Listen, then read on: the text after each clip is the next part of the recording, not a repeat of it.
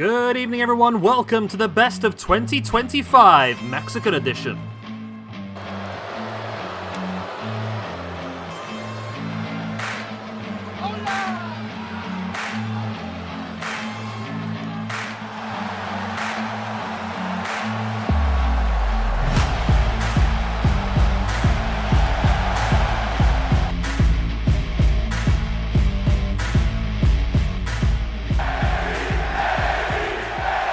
Right then, to kick off tonight's show with El Grande Americano versus El Hijo del Vikingo. This match took place on the 28th of November in AAA's Alianzas. Yep, butchering that one.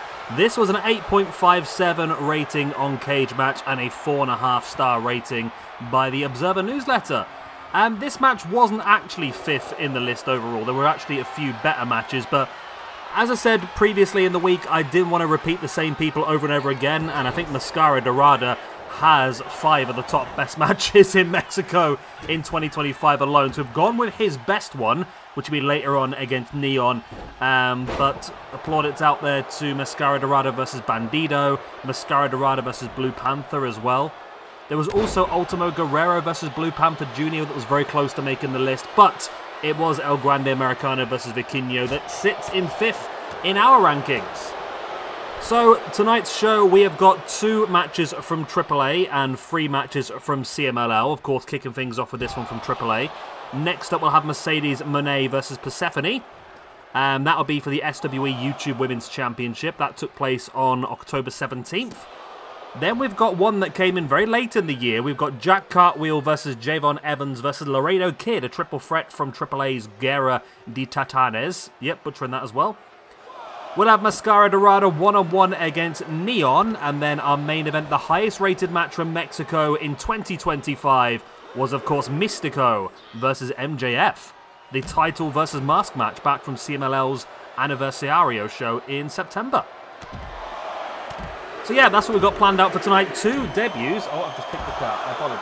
I didn't realise you were there. I'm sorry. We've got 2 debutants tonight. Both Jack Cartwheel and Neon have never wrestled in SWE before. This is their chance to impress myself and yourselves and potentially get themselves some bookings a little bit later on. Let's have a look at the ranking system. We have got El Grande Americano currently sat in 1060th position on -3 after 6 matches. All 6 of those matches took place in 2025, so he needs a bit of help this year to develop and build himself back up, doesn't he? And then Vikingo, I think, is also not in a great position. Vikingo, he's not too bad. He had a bit of a boost last year then. So Vikingo currently sits in 385th position on 0 after 14 matches. 8 matches in 2025, finished on a +1 in 2025, actually. So someone who probably should be a bit higher up, someone who, in my opinion, should be involved in the Cruiserweight division as well. And maybe that's what we can have a look at doing, because we do know the current Cruiserweight champion, of course, is Rey Mysterio, after he won the belt from Eddie Guerrero in ECW's November to Remember. So maybe Rey can be looking to defend that belt in a special AAA show at some point in the near future.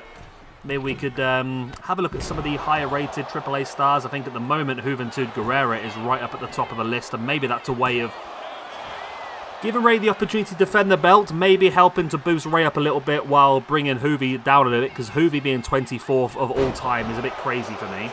I think Juvi is actually the highest-rated luchador we have. Yep, Lucha Libre legend, Juventud Guerrera. Who else is up there that's a AAA star? I don't think there's many up there, is there, really?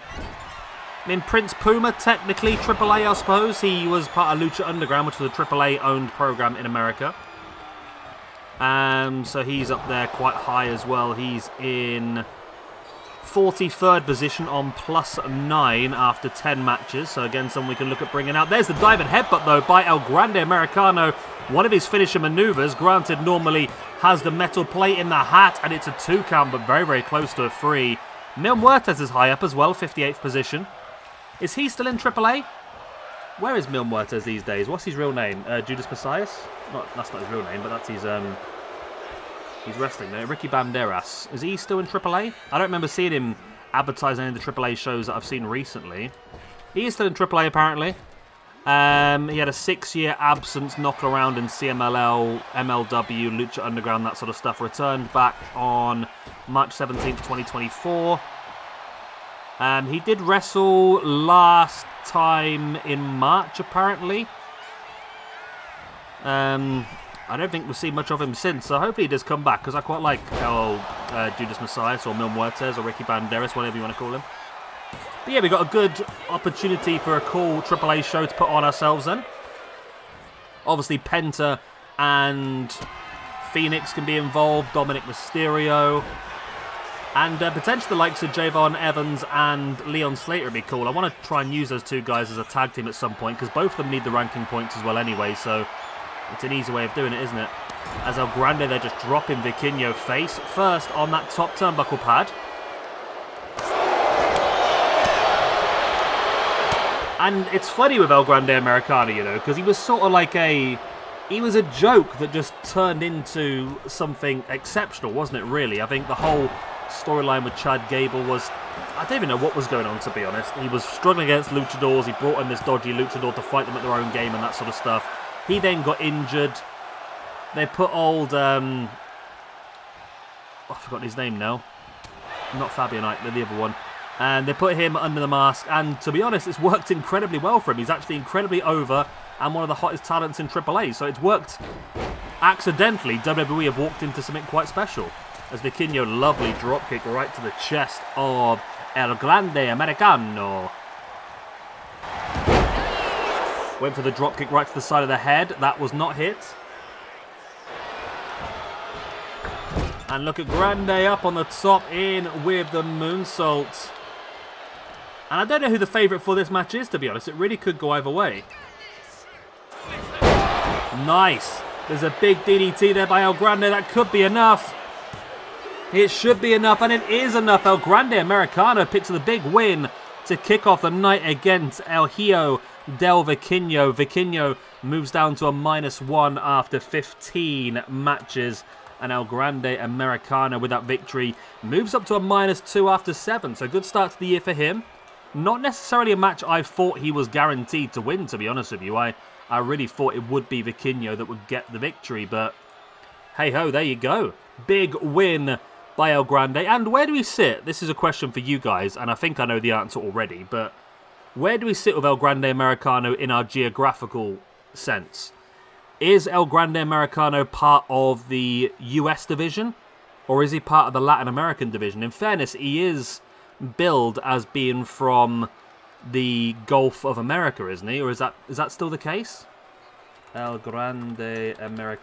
Is he still billed from the Gulf of Bitty Bob? And these Pete Dunne, Tyler Bate versions, by the way, Rayo Americano and Bravo, are they still ongoing, or are they like a one-off? Ludwig Kaiser, what are you doing? Build from, yeah, the Gulf of America still, as far as I can tell by Wikipedia. So does that mean that he stays as in the United States? I think he probably should do, in fairness, but I'll let you guys make that decision. But there we go, a big win for El Grande Americano to kick off the night against Vikingo. Maybe not as good as a real match, but a pretty handy one for Americano to pick up easy win. Well, not easy win, but he picked a win early in the year. Right then, we shall move on for our first trip into CMLL for the night. I'm looking forward to this one, actually. Women's YouTube Championship match, the only title match of the night.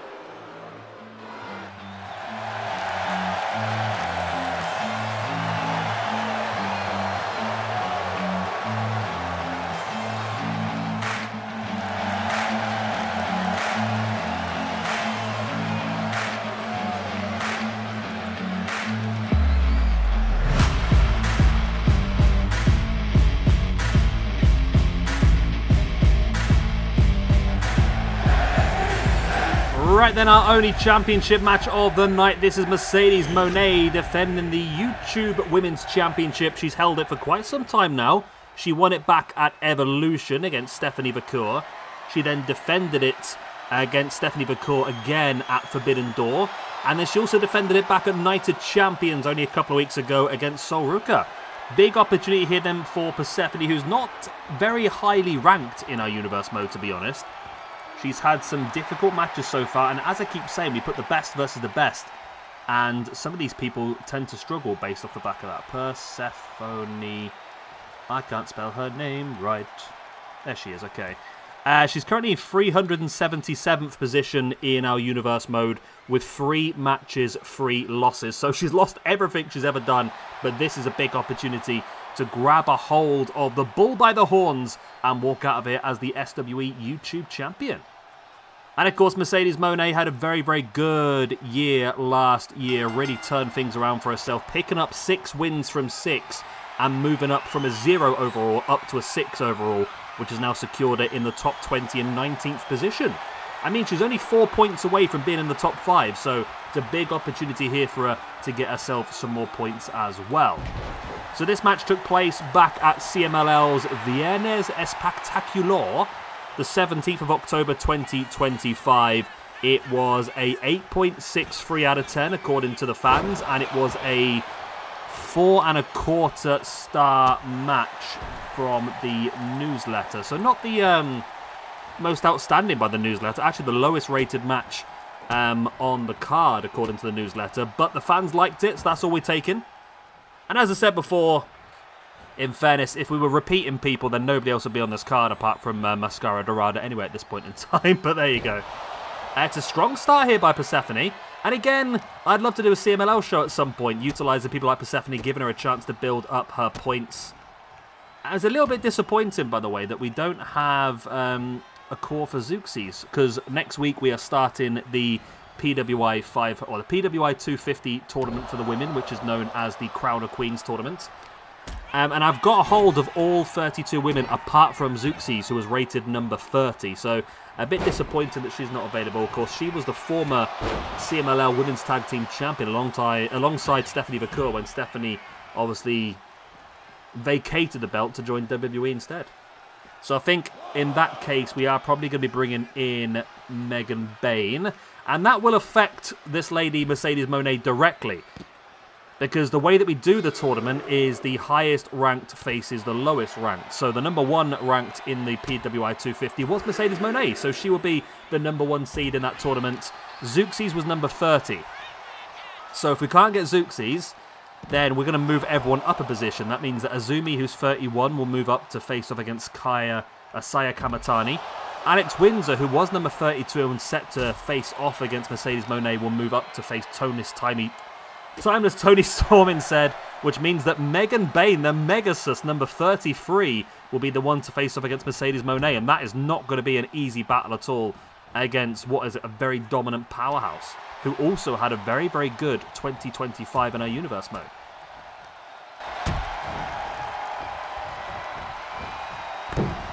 Nice dive there. I don't think Persephone made it, did she? No. Persephone. No, she's not in there. Shame. There are some interesting ones, though, because there's a few people we haven't used a ton of, including Nina Samuels, who I assume is going to be making her debut. I don't think we've used Nina Samuels before, to be honest. Alex Windsor's barely had any matches, so a lot of chance to... that's why I didn't really want to skip it, because there was talks of us skipping it to move on to something different, because I know that women's stuff doesn't tend to get a lot of views. But to be honest, we don't use them very often, so I would like to use them. Just number 1, to obviously crown the winner of the competition, and number 2... just to get the cream to rise to the top of the rankings. It's a big chance for someone to really force their way up there. And who knows, someone like Mercedes Moné, who's seated at number 1 already as the champion, could move on to challenge for the Women's Championship as well. But she might not be the champion much longer. Lovely powerbomb by Persephone. It's only a 2. If Persephone wins this one, it's going to be a huge swing for her. Like I said, never won a match in the 3 matches she's had so far. If she can pull off this massive scalp, get her first ever victory, and also walk away with a championship, that'll be huge for Persephone. But Mercedes now sending her off the ropes. They went shoulder to shoulder. Lovely roll through there by Mercedes. Not a bad position to be. Sorry. Intrusive thoughts. Persephone now, look at that lovely roll through, taking down Mercedes. both of these ladies very, very talented. You can see why they had such a fantastic match, and it's good to see that we did actually get a couple of female matches across the week. I mean, of course, we had the one on the Japanese. We had a couple on the Japanese show, of course. We had one on the women's show as well. And there's one on the AEW show. So it worked out pretty nicely, really. Got a nice little mix. We didn't get many tag team matches. Only the one tag team match across the entire week. That, of course, was the TLC match earlier in the week, the WWE one. Motor City Machine Guns versus Street Profits versus DIY. Persephone rolls back into the ring and somehow just collapses to the floor, which allows Mercedes to head up to the top. I thought Mercedes may be thinking frog splash. Of course, Mercedes, a massive fan of Eddie Guerrero, and she hits that incredible Meteora. Again, the rules of physics may have been broken there at one point. Mercedes now brings Persephone back up. There's a slap, a chop, a little bit of everything, and a big boot right across the face as well. Mercedes backing away into the corner. Going to dive in now. Big running knees to the seated Persephone. Brings her back up to a standing base. There's a chop, a slap, a bit of everything. Stamping on the toe and now looking for that backbreaker. Potentially weakening that back and doing some damage, ready for a bank statement, if you will.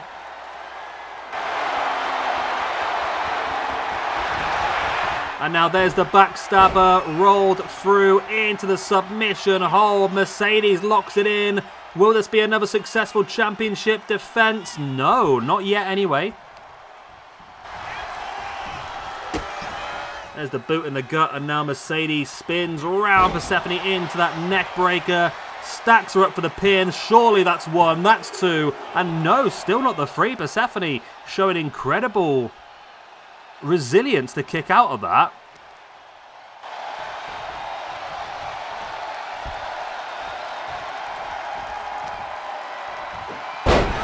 Persephone now just kicking Mercedes away.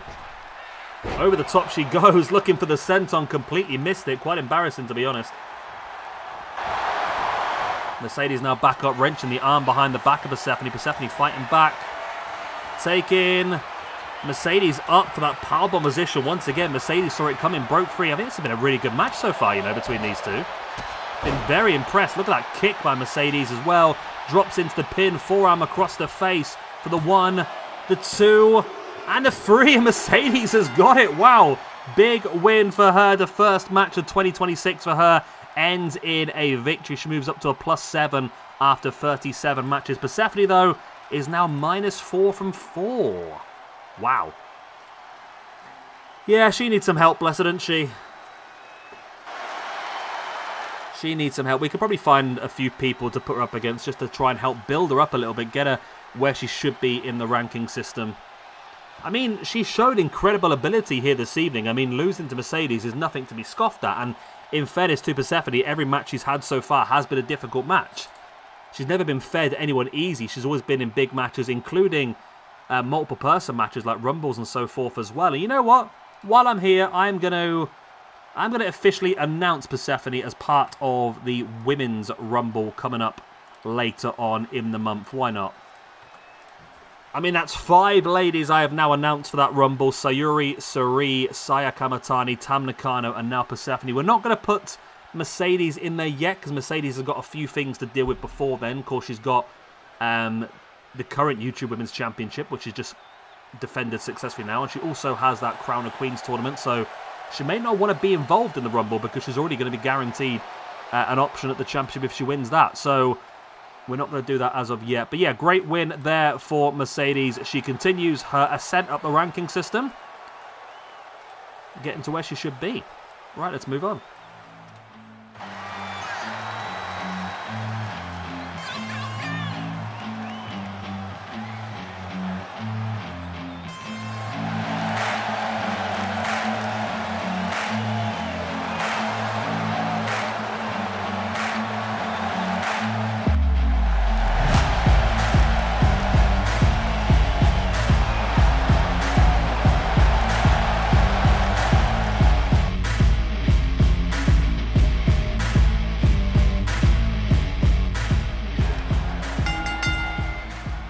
Right, then we head back to AAA for a match that took place at AAA's Guerra de Titanes 2025 on the 20th of December 2025. This was a triple threat match between Jake Cartwheel, Javon Evans, and Laredo Kid.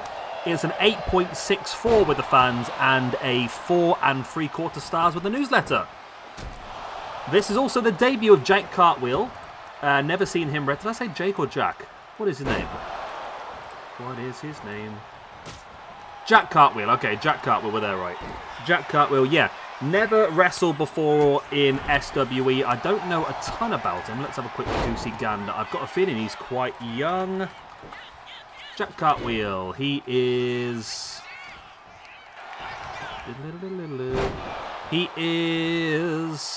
He has no age, apparently. Okay, Jack Cartwheel. 5'7". He's a dinky boy. Debuted back in 2019. Wrestled on the independent circuit. Wrestled a bit for Ring of Honor and AEW, mainly on Dark. Was also involved in a couple of pay-per-views back in Ring of Honor. He was part of Final Battle on December 15th, 2023. As part of a television championship Survival of the Fittest eliminator match, losing to Brian Keefe. So yeah, he's had an interesting little run. He joined WWE in November 2024. And he was part of the WWE ID program and also part of Evolve as well. And now, of course, worked across in AAA. I think he's a perfect guy for AAA. He's a great high flyer and really well suited to the style. Also then, we have got Laredo Kid. He has had 2 matches so far in SWE, both back in 2023. Lost them both, so he's currently -2 from 2. And then, of course, we have Javon Evans, who is 129th in our ranking system at the moment, with +4 after 8 matches, mainly because the guy only won a triple threat a few days ago. Of course, he won the triple threat back at our Best of 2025 WWE edition, defeating both Obafemi and Trick Williams. So a big chance here for Javon to pick up back-to-back triple threat wins and elevate himself up the ranking system. If he does get the win here, remember, triple threat matches in our ranking system are worth 3 points, 1 point for the victory and 2 points for defeating multiple opponents at once. So he would move up to a +7, so that would be a huge swing for Evans and really force him into potentially a Cruiserweight Championship picture, in my opinion. Maybe that would be the answer to the question. Maybe we could do a AAA show with Rey Mysterio versus Javon Evans as the main event for the Cruiserweight Championship. Put some other big names in there as well. We'll see. This is all very if, when, and how, isn't it, really? Laredo Kid, if he was to get the win, of course, would move from that -2 up to a +1. And, of course, Jack Cartwheel on his debut would move from a 0 to a +3. So it's big for all of these guys, really. A big chance for them to really elevate themselves out the doldrums.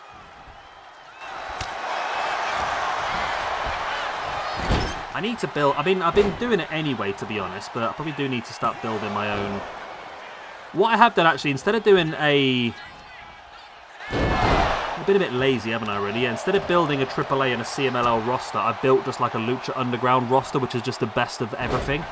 But I'll be honest with you, probably we could split them down into 2 separate companies. I don't know. I mean, looking at what I've got planned here for Lucha Underground, there's some big shows. I've just asked ChatGPT to build shows out of the best ever Mexican roster you can. And just a few of them we've got here. Rey Mysterio versus Juventud Guerrero, Mascara Dorado versus Volador Jr., the Lucha Brothers versus Los Guerreros, Blue Demon Jr. versus Averno, Mil Mascaras versus LA Park. That's just one show. I mean, Pentagon versus Vampiro next, Mystico Hechicero, Los Villanos versus Los Brazos, Phoenix versus Psychosis, Atlantis versus Negro Casas. There's some big shows here, there really is. Rey Mysterio versus Phoenix, Mystico versus Mascara Dorada, Los Guerreros versus Los Brazos, Bandido versus Volador, Atlantis versus El Santo. Yeah. I mean, we just have to do whatever we fancy at the time, isn't it, really? That's the big thing, isn't it? Nice takedown there by Evans. And Evans, I say, it's a big chance for him to really elevate himself up. And I said I do want to try and use him a bit more as a tag team as well. But I mean, if he gets the win here and gets back-to-back triple threat wins this week, I think it would be hard not to make him the #1 contender for the Cruiserweight Championship. I'm assuming that anyway. I mean, I keep putting him in the Cruiserweight division. Do you think he should fit anywhere else? I mean, he has had an opportunity at the Cruiserweight Championship in the past, which was unsuccessful in. I think that was the match that was won by... Who won that? It was a stupid winner, wasn't it? I'm pretty sure. When I say stupid, no, it was won by Leo Rush. I don't mean stupid as in stupid. I mean, it was a winner I didn't expect with the matches we put out there, but... Yeah, I think I potentially would make him no more contender for the Cruiserweight Championship. If you think he deserves a different look in, then that would be the question, I suppose. Lovely takedown there by Laredo Kid. I remember... So my brain just went a bit funny there. I remembered something that I don't think it's right. Lovely takedown there by Evans on Laredo Kid. Big opportunity. I think Laredo Kid is probably out there at the moment. I'm assuming he might have joined AAA full-time. I know he was contracted with Impact Wrestling as well, but his Impact contract expired end of last year. Jack Cartwheel now with the kicks. I mean, that's what we could do with these sort of things. Well, just put guys like Jack Cartwheel one-on-one against some big names. Just have some fun with it. As Laredo Kid does have a chair, of course, perfectly legal in this situation. Completely decks. I mean, I could use a lot of SmackDown Hotel as well, because they do have full rosters from a lot of big companies. So if I do AAA current day roster, so the roster as of today in AAA, what does it give me? There we go. Okay. Pretty cool looking roster, but it includes people like Uncle Howdy and stuff like that, which is interesting. But Dave the Clown, Grande Americano, Dr. Wagner Jr., Dragon Lee. Oh, we could definitely get some cool stuff out of this, definitely. La Parca, La Paquita, La Paquita Negra. Microman, Mecha Wolf. Oh, Mecha Wolf doesn't have a mascot anymore. I thought he did. Okay. Vikingo, Octagon Jr. Omos is in there as well. Okay. Does Jack Cartwheel show on their roster? He does show on their roster as a permanent member. Okay, well that explains that question. What about Laredo Kid? Laredo Kid also shows on there as a champion. Actually, yeah, not only shows on the roster, he's actually holding 2 belts as well. Lovely Phoenix splash there by Laredo Kid, but right in front of Javon Evans. He's currently the AAA World Cruiserweight Champion, and he has been for 398 days, and he's also the AAA Show Center Men's Champion, which is held for 1,174 days. He's also a member of a tag team called the Aztec Warriors alongside Octagon Jr., who I'm pretty sure we do have on our tag division. We do. The Aztec Warriors never used them. Okay. I'm starting to feel some stuff now, you know. I'm starting to feel a tag team match. I'm going to have to start writing stuff down because my juices are flowing. I'm going to do Aztec Warriors versus Javon and Leon Slater. I think would be fun. There we go. Just want to write that down so I don't forget about it, but that's going to be a fun one, I think, for AAA. There we go. Okay. And then Jack Cartwheel can face up against somebody else. Maybe it's a way, because Dominic Mysterio is pretty low on our ranking system as well, so maybe it's a way to build him up as Javon just slams Laredo Kid with a steel chair in the back and then right across the gut, and Javon is broke here. I mean, this started off as a great cruiserweight challenge, and now these guys are absolutely rocking each other. And Javon, look at that lovely jump up Frankensteiner from the top, but Laredo is there to break it up again. Oh, MZK Punk has entered the spreadsheet. He's showing me writing stuff down. I thought he wanted to get involved in that. Laredo Kid, lovely takedown. Around the back now of Jack Cartwheel, takes him up on the shoulders, in with the electric chair drop. Evans now sends Laredo off the ropes, went for the drop kick. Laredo saw it coming, slapping Evans out of the way. I mean, do we just make this no more contendership for the Cruiserweight? I don't know. It seems a bit, with Laredo Kid on -2 and with Jack Cartwheel on 0 to start this off, it seems like anybody apart from Javon Evans might not actually deserve a Cruiserweight Championship match, but who knows? Who the hell knows? Lovely suplex there by Laredo Kid, and Javon just throws a kendo stick at the back. Now in with a zigzag, essentially. Brings Laredo back up to a standing base. There needs to be something big here to get the final move. Something big to get the pin. Jevon now. Oh, Laredo Kid slides out the back. And now a bit of teamwork here. Lovely suplex. Big lion salt there by Cartwheel. Pimpinella Escalata. I still remember that video of Hunter's face when Pimpinella Escalata was doing stuff. And Nino Hamburguesa. There we got a couple of jobbers there we can use in AAA as well then. Look at that. Nice takedown by Laredo Kid. There's the pin on Jack Cartwheel. But Jevon's there to break it up. JBL is part of that roster for some reason. Julius, Creed, and the other Creed. Okay. Dragon Lee. There's a good chance for us to really build some pretty good AAA shows, isn't there, really? Dexter Loomis is in there as well.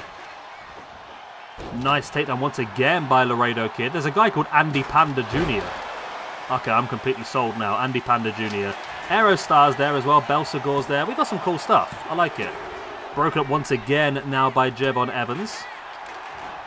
Chessman Cibernetico. I really like the AAA roster, to be honest. That could be enough. Note, Laredo's back up again. A boot into the spine.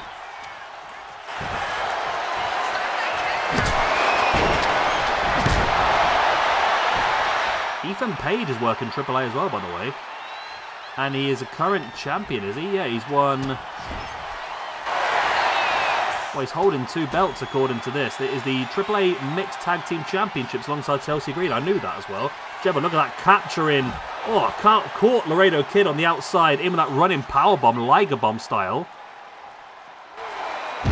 And a big cutter as well. Laredo Kid is down here, but is he out? All 3 guys now on the outside. There's some match this one so far. And there's a big spinning cutter.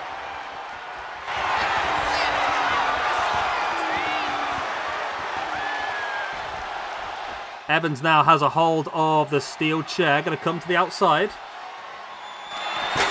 Swings the chair and again swings it right into Laredo Kid. Jevon Evans is just getting annoyed now. He's given up trying to out-wrestle him. He's just going to start swinging some weaponry and hoping for the best.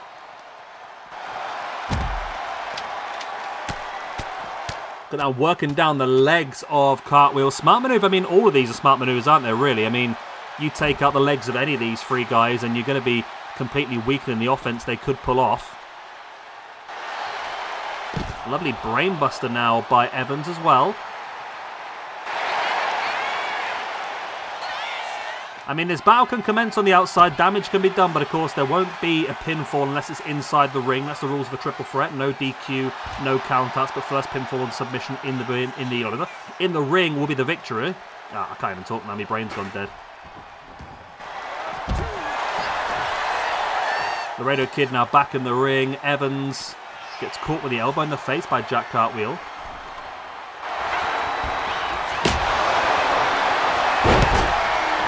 Nice takedown.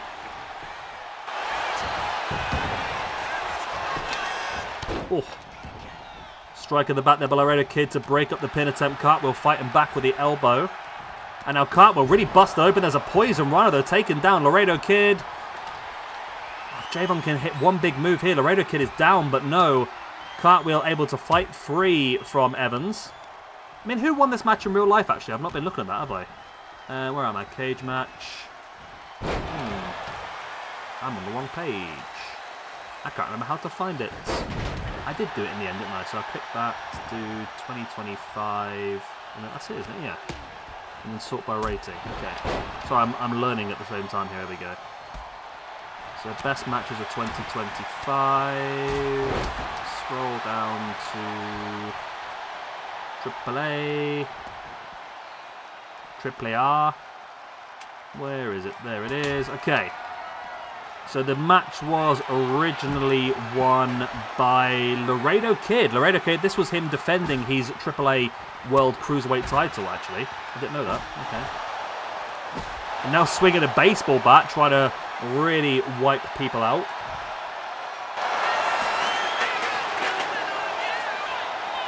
So this card alone, there was a couple of good matches on this card. This was the main one. Vikingo versus Dragon Lee was an 8.05 as well. That was actually the same rating. This match was only 12 minutes long, which is disappointing. They did do Los Psycho Circus versus the Wyatt Six. I'm pretty sure we did that as well, didn't we? On Halloween Havoc, did we? I can't remember now. La Parca and Octagon versus Cruz del Toro and Whackin' Wild versus Los Americanos. That was my question from earlier, wasn't it? Yeah, Bravo Americano and Rayo Americano. Not keen on that, to be honest, but maybe we should integrate them. Obviously, there'll be separate characters. We could do the trio. Is it just a one-off? Is it going to be a long-term thing? That's the question. I feel like they're making it easier for themselves to build a roster for AAA on 2K26, aren't they? God, this match is going the bloody distance now, isn't it? None of these three guys willing to give up in the situation. It's got really hardcore, though, I must admit. It's probably... This match is longer than the real-life one. One of the only matches on the card that's going to be like that, I would imagine.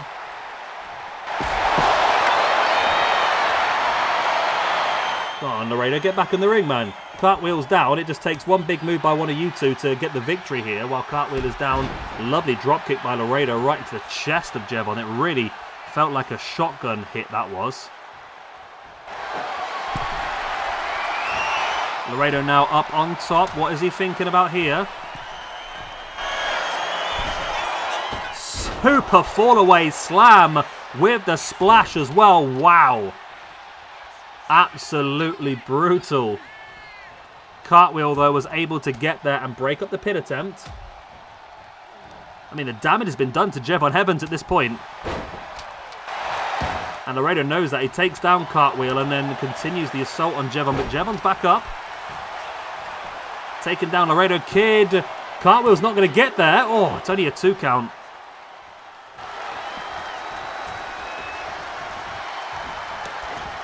Cartwheel now grabs a hold of the baseball bat and just launches it.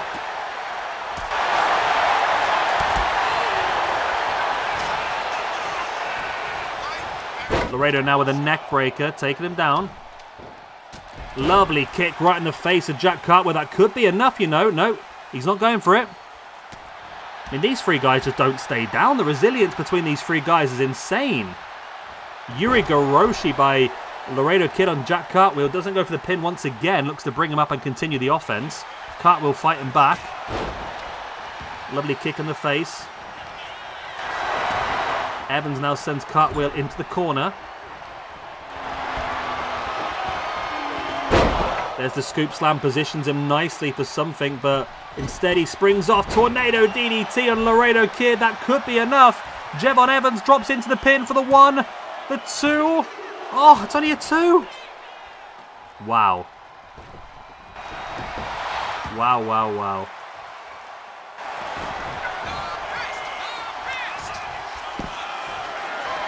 Lovely DDT there by Jack Cartwheel.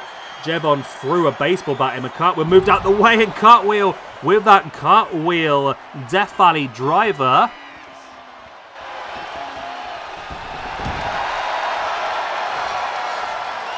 Doesn't go in the ring though with Laredo Kid. Looks to continue the offense on Jevon on the outside.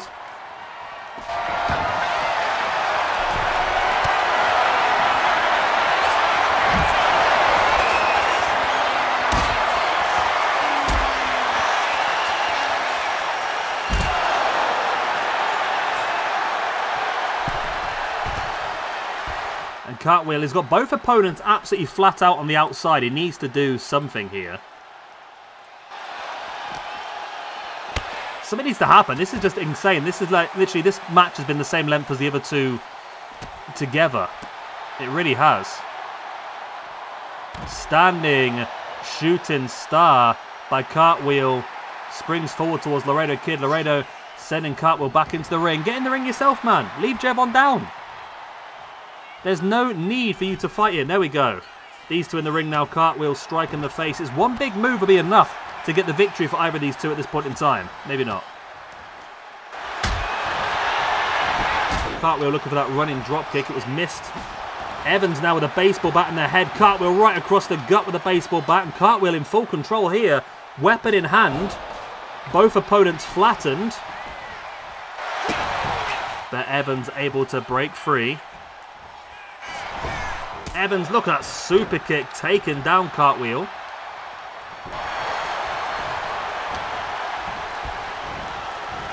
Evans now sending Laredo Kid face first. There's the scoop slam by Evans. And Evans now real boot right into the gut. Going to head up to the top, springboard in with that slam, splash even. That's going to be enough, isn't it? Laredo Kid's down. Javon's got it. Oh, it's back-to-back triple threat wins this week from Javon Evans. Wow.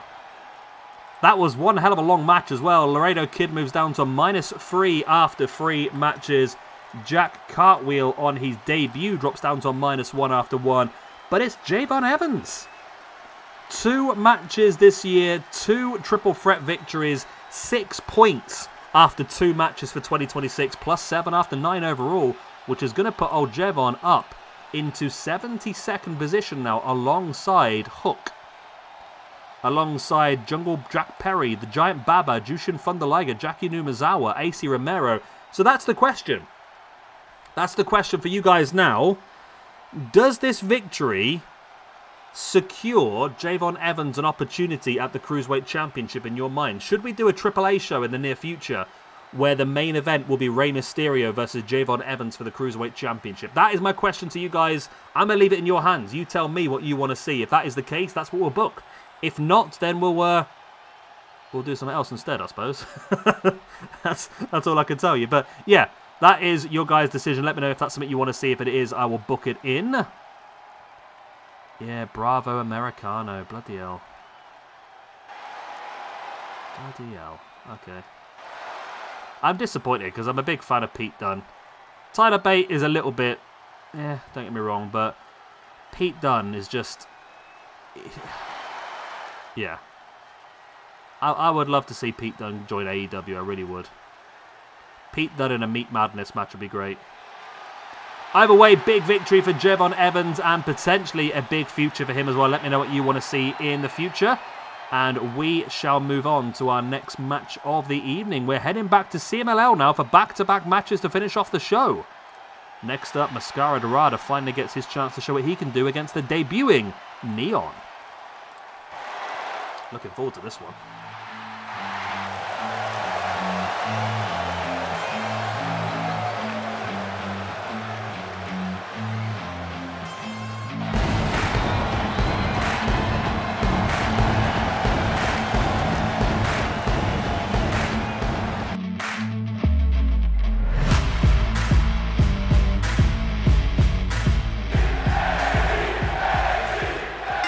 Right then, match number 4 of the evening, Mascara Dorada versus Neon from CMLL's Viernes Espectacular, 25th of July 2025. This one is a 9.01 out of 10 with the fans on Cagematch and a 5-star by the Observer newsletter. Now, I said earlier on about Mascara Dorada, he is absolutely incredible. I mean, if we were allowing the same person to wrestle several times on the same card, we would see this guy all night.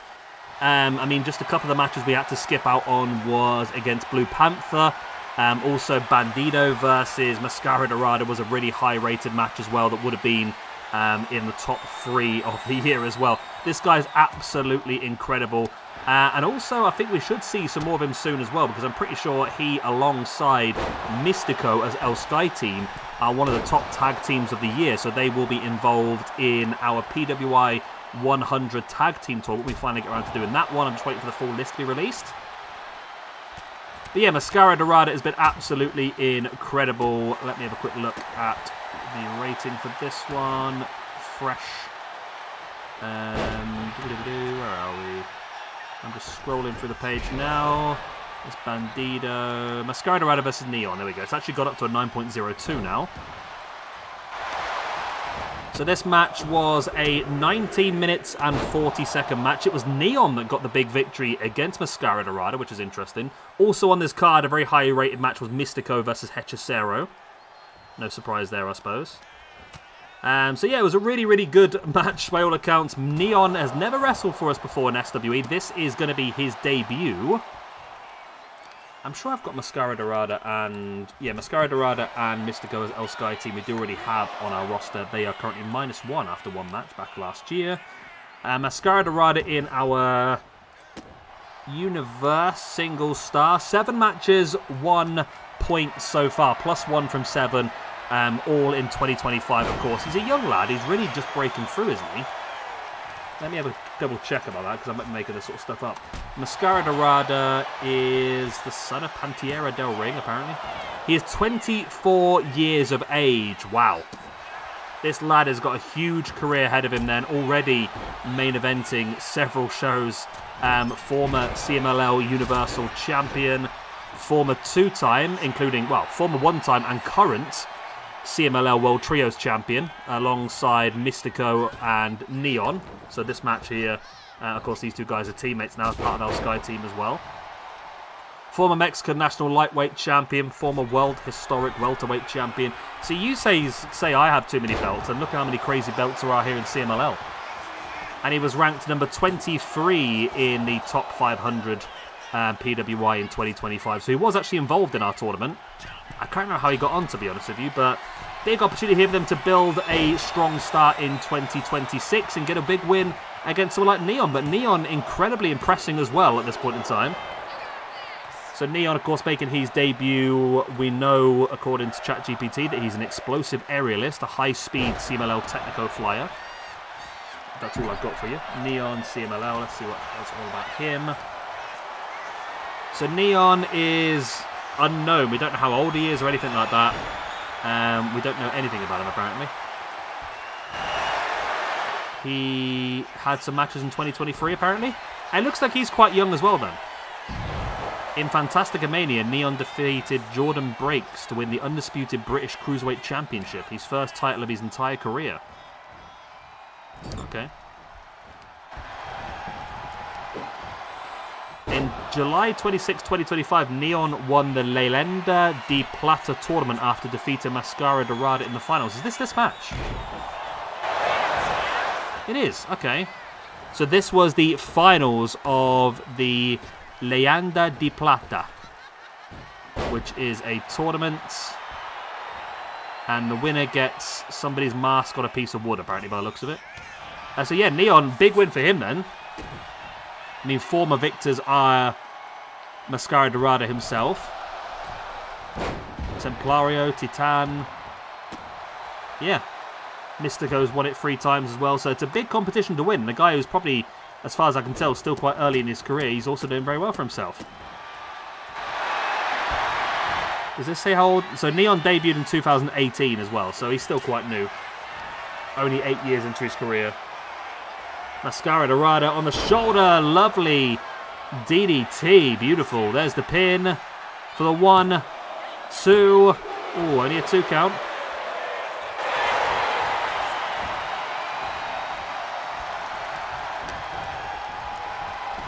Lovely German suplex there by Mascara Dorada as well. Neon's also worked a bit across America as well, by the looks of it, wrestling in MLW as well. My look on Cagematch generally tells me what they've been up to. Neon, there we go. Neon is 27 years old, according to Cagematch, so he's also in the sub-30s. Wrestled last year, wrestled as part of a tag team with Templario and Titan. So yeah, he has actually wrestled on AEW as well. He fought for the trios. Of course he did, I remember now. Yeah, El Sky team defeated the Don Callis family, didn't they? Remember that back in December? They did a CMLL Trios Championship match. It was Hechicero, Okada and Takeshita up against Mascara Dorada, Mystico and Neon. I think that might have been Neon's only appearance on AEW so far, but I'm sure we'll see more of him. I wrestled in Ring of Honor as well back in July last year. Neon and Mascara Dorada versus the Premier Athletes.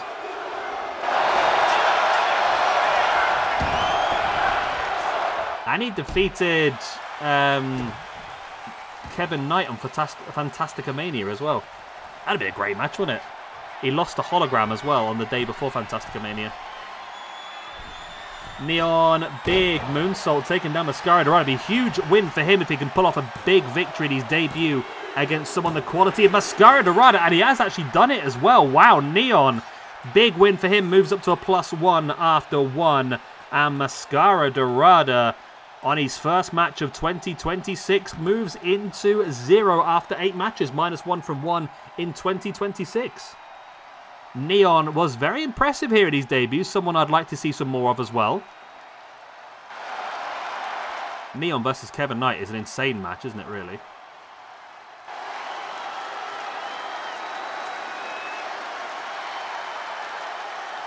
Neon also hit a double moonsault to the outside of the ring. Wow, okay. He got injured doing it. I don't remember. Right then, not a great time for the software to crash, but we're fine. We're back alive. We're back in. So there we go. Massive win there for Neon against Mascara Dorada. Replicating what happened in real life there as well. Neon getting a victory in his debut in SWE.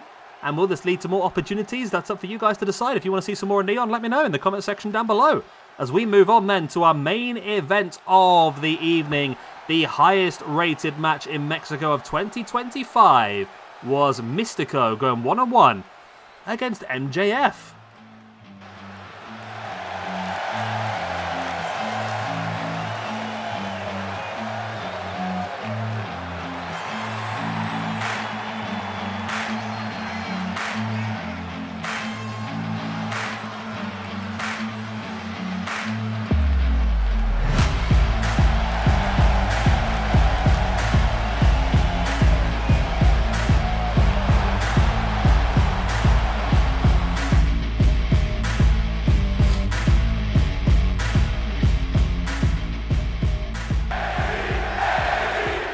Right, then we kick off our main event of the evening, Mystico versus MJF, a title versus mask match that happened back at CMLL's 92nd anniversary show on the 19th of September 2025. This is the highest ranked match from Mexico in 2025. This was 9.25 out of 10 by the fans and a 5.5 star rating by the Observer newsletter. Of course, this match was won by Mystico. MJF was having that incredible run through the summer, and then when he got married, he did a massive service to the industry. He had this incredible match against Mystico, which he lost and gave Mystico the championship, of course.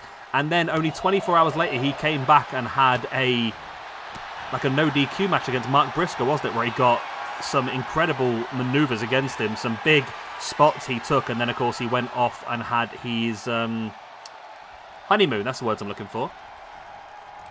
So yeah, this was a really, really good match in real life. Let's check the ranking system. Mystico currently sits pretty well, actually. 88th position on +5 after 17 matches. His +5 came back in 2025, basically. He was +5 from 11 there. So had a really, really good 2025 to help build himself up. And then we have MJF up in 44th position, +9 after 30. And you see MJF here rocking his full-on American gear, which took me a lot of jiggery pokery, I must admit. Basically, I found a really good MJF core, and I found a good attire that I wanted to use that worked. And trying to get them both to work together was an absolute pain, because apparently there was too many layers, because the good MJF core had and all that sort of stuff to make it look right. Whereas the one with the good attire didn't have the face scans, so it had more potential layers.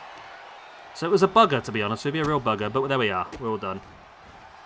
MJF now, nice boot into the side of the face. I mean, both these guys are pretty high up in the rankings. Both would love to win it as well.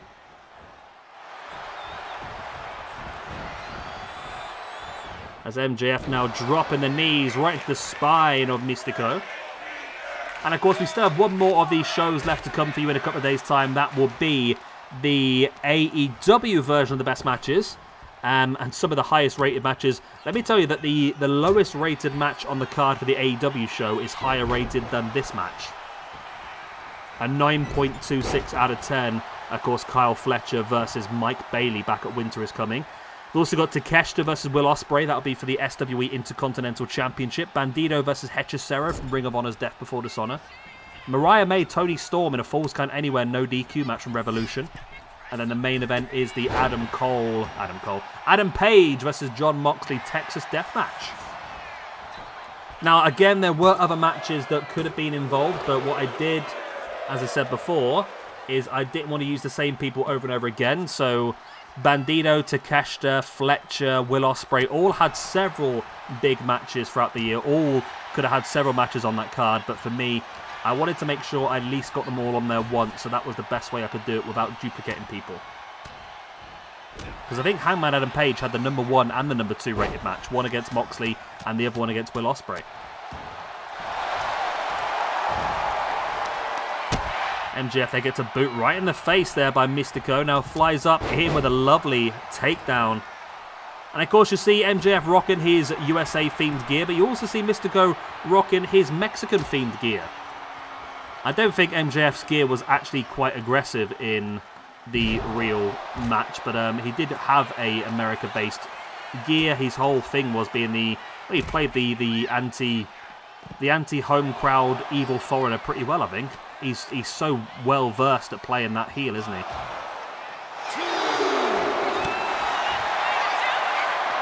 Look at Mystico now. Going to take MJF and drop him gut first across that barrier. Very, very painful.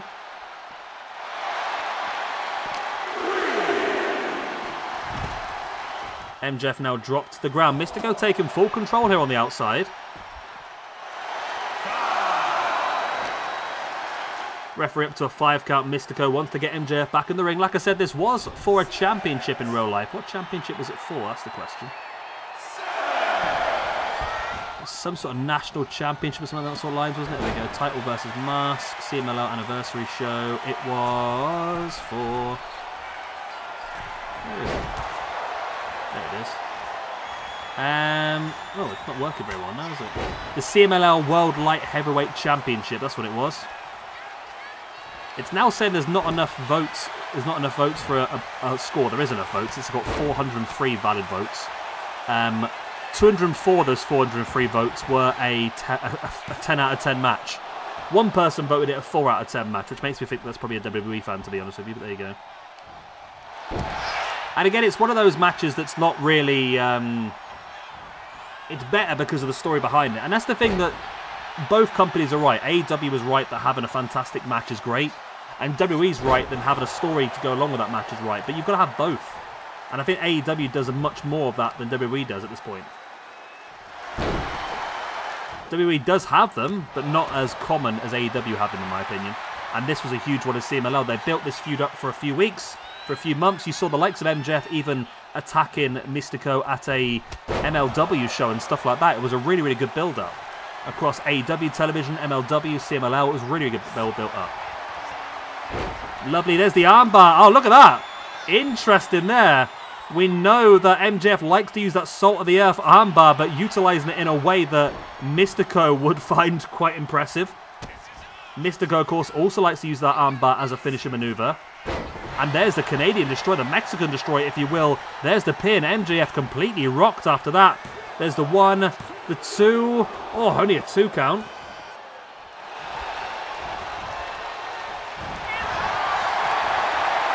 And there is one of his own. Mystico now wrenching back at the arm. MJF's pretty close to the ropes. He can't quite make it. He taps out. Mystico gets the victory. MJF tapped out to Mystico just like real life.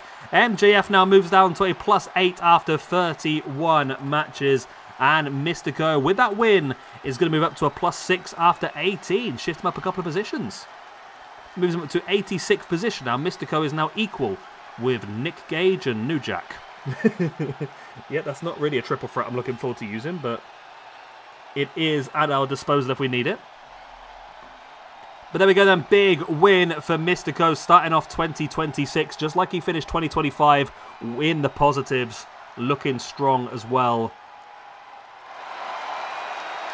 And I mean, there were some big chances here for MJF. He hit some big maneuvers, including that big DDT. He also locked in the armbar himself, but Mystico was able to survive it. But this was the beginning of the end. That Canadian Destroyer in the corner, which was only enough for the 2 count, but then followed up with that tilt-a-whirl into the armbar. MJF probably could have got to the ropes. I don't know actually if he could have got to the ropes, actually. He's quite close to them there, but can he bend his arm up to actually grab a hold of it is the question. Either way, it doesn't really matter, because Mystico is victorious. MJF tapped out. MJF will claim that it should have been a rope break, but Mystico doesn't care. Either way, he walks away with the victory. Right, then that is it for the best of 2025 Mexico edition. Hopefully you've enjoyed. Of course, if you have, hit the like, subscribe, and the good stuff, and I'll see you again in a couple of days' time when we do the same for AEW/Ring of Honor. Like I said, Kyle Fletcher versus Mike Bailey, Konosuke Takeshita versus Will Ospreay for the SWE Intercontinental Championship, Bandido versus Hechicero, Mariah May versus Tony Storm, and Adam Page versus Jon Moxley. Texas Deathmatch. I love you and leave you. Good night. God bless. I'll be the same. Please do like and subscribe. All the good stuff, and I'll see you next time. Bye-bye.